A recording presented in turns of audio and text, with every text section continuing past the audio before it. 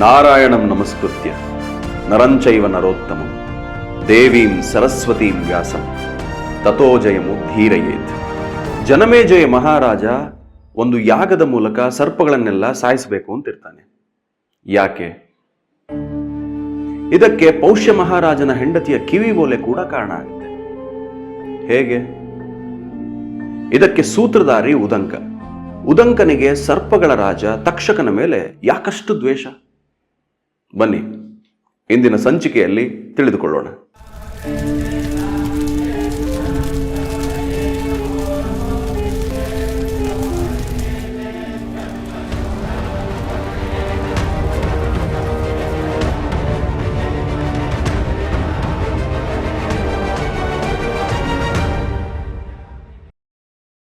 ಧರ್ಮ, ಅರ್ಥ, ಕಾಮ, ಮೋಕ್ಷ ಈ ಚತುರ್ವಿಧ ಪುರುಷಾರ್ಥಗಳಿಂದ ಕೂಡಿರುವ ನಮ್ಮ ಮಹಾಭಾರತ ನಮ್ಮ ಭಾರತದ ಎರಡು ಉತ್ತಮ ಸಂಸ್ಕೃತ ಕಥೆಗಳಲ್ಲಿ ಒಂದು.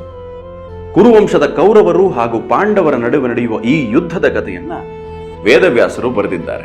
ಮಹಾಭಾರತ ನಮ್ಮ ಜೀವನಕ್ಕೆ ಒಂದು ಮಾರ್ಗದರ್ಶನ.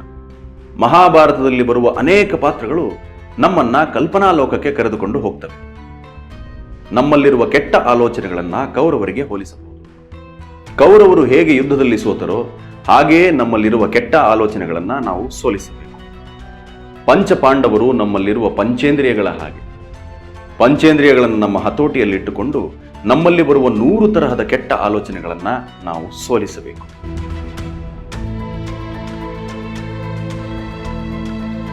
ಮಹಾಭಾರತದ ಕತೆ ಗಂಗೆ ಮತ್ತು ಶಂತನುವಿಂದ ಶುರುವಾಗೋದನ್ನ ನೀವು ಕೇಳಿರ್ಬೋದು. ಆದರೆ ಮಹಾಭಾರತದಲ್ಲಿ ಅದಕ್ಕೂ ಮುಂಚೆ ಬಹಳಷ್ಟು ಕಥೆಗಳಿವೆ. ಅಂಥದ್ದೇ ಒಂದು ಕತೆ ಅಂದರೆ ಜನಮೇಜಯನ ಸರ್ಪಯಾಗದ ಕಥೆಯಿಂದ ಈ ಕಂತನ್ನ ಶುರು ಮಾಡ್ತಾ ಇದ್ದೇವೆ.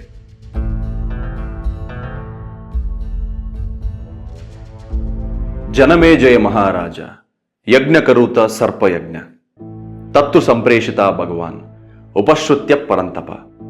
ಈ ಶ್ಲೋಕವನ್ನ ಉದಂಕ ಅನ್ನುವ ರಾಜಪುರೋಹಿತ ಜನಮೇಜಯ ಮಹಾರಾಜನಿಗೆ ಹೇಳುವುದು.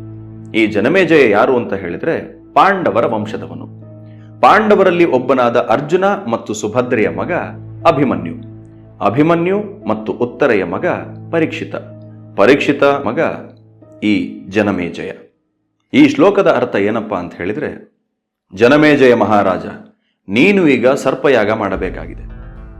ನೀನು ಹೀಗೆ ಮಾಡೋದ್ರಿಂದ ನಿಮ್ಮ ತಂದೆ ಪರೀಕ್ಷಿತನಿಗೆ ಆದ ಅನ್ಯಾಯಕ್ಕೆ ಪ್ರತೀಕಾರ ತೀರಿಸಿಕೊಂಡ ಹಾಗಾಗತ್ತೆ.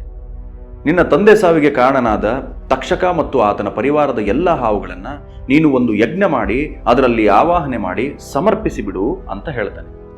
ಈ ಉದಂಕ ಯಾರು? ಉದಂಕ ಹೀಗೆ ಹೇಳೋದಕ್ಕೆ ಕಾರಣ ಏನು? ಉದಂಕನಿಗೆ ತಕ್ಷಕನ ಮೇಲೆ ಯಾಕಷ್ಟು ದ್ವೇಷ?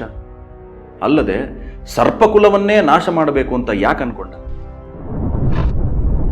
ಯಾಕೆಂದ್ರೆ ಉದಂಕ ಗುರುಕುಲ ಅಭ್ಯಾಸ ಮುಗಿಸಿ ಗುರುದಕ್ಷಿಣೆ ಕೊಡಬೇಕು ಅಂತ ಗುರುಗಳಾದ ಪೈಲು ಋಷಿಗಳ ಬಳಿ ಹೋಗಿ ಏನು ಕೊಡಬೇಕು ಅಂತ ಕೇಳ್ತಾನೆ. ಆಗ ಗುರುಪತ್ನಿ ಪೌಷ್ಯ ಮಹಾರಾಜನ ಹೆಂಡತಿಯ ಕಿವಿ ಒಲೆ ಬೇಕು ಅಂತ ಕೇಳ್ತಾರೆ. ಹೌದು, ಪೌಷ್ಯ ಮಹಾರಾಜನ ಹೆಂಡತಿಯ ಕಿವಿ ಓಲೆಗಳನ್ನೇ ಯಾಕೆ ಕೇಳಿದರು ಗುರುಪತ್ನಿ? ಅದಕ್ಕೆ ಕಾರಣ ಆ ಮಹಾರಾಣಿಯ ಪಾತಿವ್ರತ್ಯ. ಪತಿವ್ರತೆಯ ಕಿವಿಯಲ್ಲಿರುವ ಓಲೆಗಳಿಗೆ ಶಕ್ತಿ ಹೆಚ್ಚು.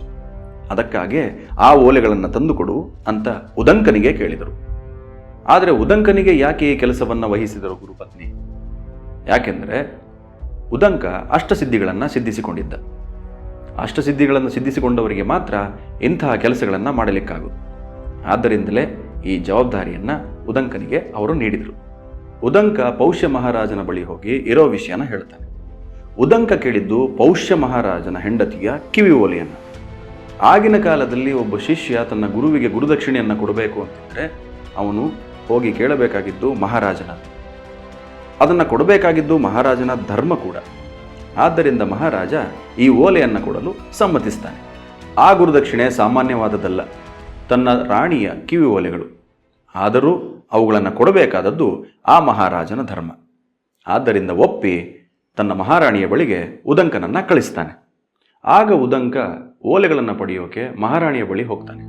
ಮಹಾರಾಣಿ ಕೋಣೆಯಲ್ಲಿದ್ದರೂ ಉದಂಕನಿಗೆ ಕಾಣೋದಿಲ್ಲ. ಮತ್ತೆ ಉದಂಕ ಮಹಾರಾಜನ ಬಳಿ ಹೋಗಿ ಇದ್ದ ವಿಷಯವನ್ನ ತಿಳಿಸ್ತಾನೆ. ಆಗ ಮಹಾರಾಜ, ಅವಳು ಪತಿವ್ರತೆಯಾದ ಕಾರಣ ನಿನಗೆ ಕಾಣಲಿಲ್ಲ, ನೀನು ಆಚಮನ ಮಾಡಿಲ್ಲ ಎಂದು ನೆನಪಿಸ್ತಾನೆ.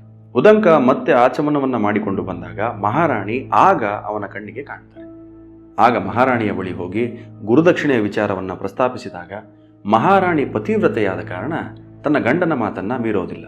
ಆ ಓಲೆಗಳನ್ನು ತೆಗೆದು ಉದಂಕನಿಗೆ ಕೊಡುತ್ತಾ ಒಂದು ಎಚ್ಚರಿಕೆಯನ್ನು ಸಹ ನೀಡುತ್ತಾರೆ. ಈ ಓಲೆಗಳನ್ನು ಕದಿಬೇಕು ಅಂತ ತಕ್ಷಕ ಅನ್ನೋ ಕ್ರೂರಿ ತುಂಬಾ ವರ್ಷಗಳಿಂದ ಪ್ರಯತ್ನ ಮಾಡ್ತಾ ಇದ್ದಾನೆ.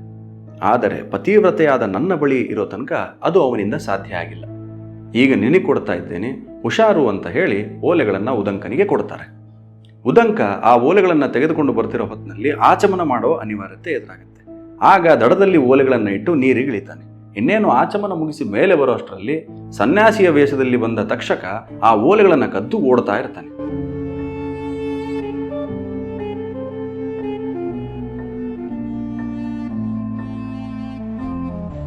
ತಕ್ಷಣವೇ ಉದಂಕ ಹೋಗಿ ಅವನನ್ನು ಹಿಡಿದಾಗ ಹಾವಿನ ರೂಪ ಧರಿಸಿ ಹುತ್ತದ ಮೂಲಕ ನಾಗಲೋಕವನ್ನ ಸೇರಿಬಿಡ್ತಾನೆ.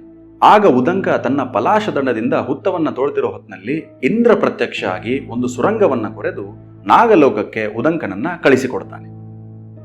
ಆಗ ಉದಂಕ ಪಾತಾಳ ಲೋಕಕ್ಕೆ ಹೋಗಿ ತಕ್ಷಕ ಮತ್ತು ಅವನ ಪರಿವಾರಕ್ಕೆ ಪರಿಪರಿಯಾಗಿ ಬೇಡಿಕೊಂಡ್ರು ಯಾರೂ ಅವನ ಸಹಾಯಕ್ಕೆ ಬರೋದಿಲ್ಲ. ಆಗ ಒಬ್ಬ ದಿವ್ಯ ಪುರುಷ ಕುದುರೆ ಮೇಲೆ ಬಂದು ಕುದುರೆಯ ಕಿವಿಯಲ್ಲಿ ಗಾಳಿ ಊದುವಂತೆ ಹೇಳುತ್ತಾನೆ.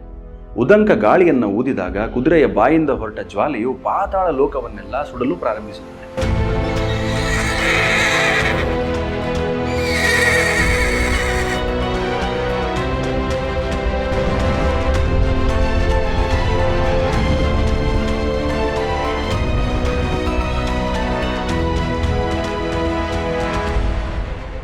ಅದಕ್ಕೆ ಹೆದರಿದ ತಕ್ಷಕ ಓಲೆಗಳನ್ನ ಉದಂಕನಿಗೆ ಹಿಂತಿರುಗಿಸುತ್ತಾನೆ.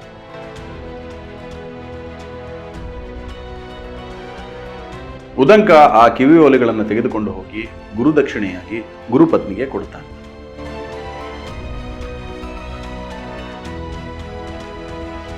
ಇಷ್ಟು ಕಾಟ ಕೊಟ್ಟ ತಕ್ಷಕನ ಬಗ್ಗೆ ಇರೋ ಕೋಪವನ್ನ ಜನಮೇಜಯನ ಮನಸ್ಸಿನಲ್ಲೂ ಬರೋ ಹಾಗೆ ಮಾಡ್ತಾನೆ. ಹೇಗೆ ಅಂತ ಹೇಳಿದ್ರೆ, ಜನಮೇಜಯ, ನಿನ್ನ ತಂದೆ ಪರೀಕ್ಷಿತನ ಸಾವಿಗೆ ಕಾರಣ ತಕ್ಷಕ. ಹಾವುಗಳು ಹುಟ್ಟುತ್ತಲೇ ಕ್ರೌರ್ಯವನ್ನ ಹೊಂದಿರುತ್ತವೆ. ಆದ್ದರಿಂದ ನಿನ್ನ ತಂದೆಗೆ ಆದ ಪರಿಸ್ಥಿತಿ ನಿನಗೂ ನಿನ್ನ ಪ್ರಜೆಗಳಿಗೂ ಆಗುತ್ತದೆ. ಹಾಗಾಗಿ ಈ ಯಜ್ಞವನ್ನ ನೀನು ಮಾಡಲೇಬೇಕು, ಮಾಡಿ ಆ ಸರ್ಪಗಳನ್ನ ಆಹುತಿ ಕೊಡಲೇಬೇಕು ಅಂತ ಹೇಳಿ ಜನಮೇಜಯನಿಗೆ ಕೋಪ ಬರುವ ಹಾಗೆ ಮಾಡುತ್ತಾನೆ. ಸರ್ಪಯಾಗ ಮಾಡೋದಕ್ಕೆ ಒಪ್ಪಿಸ್ತಾನೆ.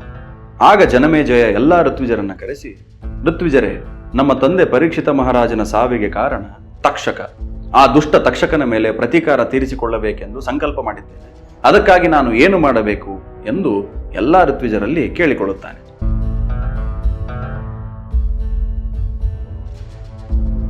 ಅದಕ್ಕೆ ಋತ್ವಿಜರು, ಮಹಾರಾಜ, ನೀನು ಮಾಡುವ ಸಲುವಾಗಿಯೇ ದೇವತೆಗಳಿಂದ ನಿರ್ದಿಷ್ಟವಾದ ಸರ್ಪಸತ್ರ ಅನ್ನುವ ಮಹಾಯಾಗ ಇದೆ. ಅದನ್ನ ನೀನು ಮಾಡುವುದರ ಉಲ್ಲೇಖ ಪುರಾಣಗಳಲ್ಲಿಯೂ ಇದೆ. ಹಾಗೆ ಅದರ ಅರ್ಹತೆ ನಿನಗೆ ಮಾತ್ರ ಇದೆ ಅಂತ ಹೇಳ್ತಾರೆ. ಆಗ ಬಹಳ ಸಂತೋಷಪಟ್ಟ ಜನಮೇಜಯ, ಹಾಗಾದರೆ ಬೇಗ ಈ ಯಾಗವನ್ನು ಮಾಡಬೇಕಿದೆ ಎಂದು ಹೇಳಿ ಎಲ್ಲಾ ಸಿದ್ಧತೆ ಮಾಡಿಕೊಳ್ಳಲು ಹೇಳುತ್ತಾನೆ. ಹಾಗೆಯೇ ಆ ಸಿದ್ಧತೆ ಕೂಡ ನಡೆಯುತ್ತದೆ.